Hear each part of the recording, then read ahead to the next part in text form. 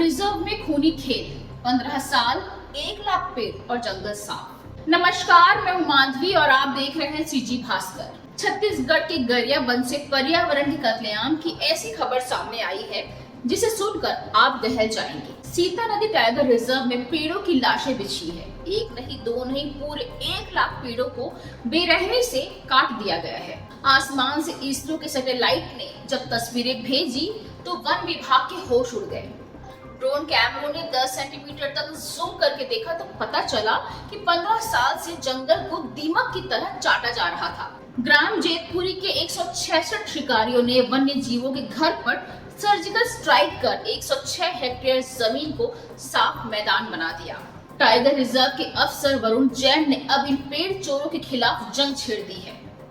166 लोगों पर केस दर्ज हो चुका है और अब सीधे 7 साल की जेल की तैयारी है। पर सवाल यह है कि 15 साल तक तंत्र सोया क्यों था? अब अतिक्रमणकारी बचेंगे नहीं? ऐसी ही खबरों के लिए बने रहिए सीजी भास्कर के साथ।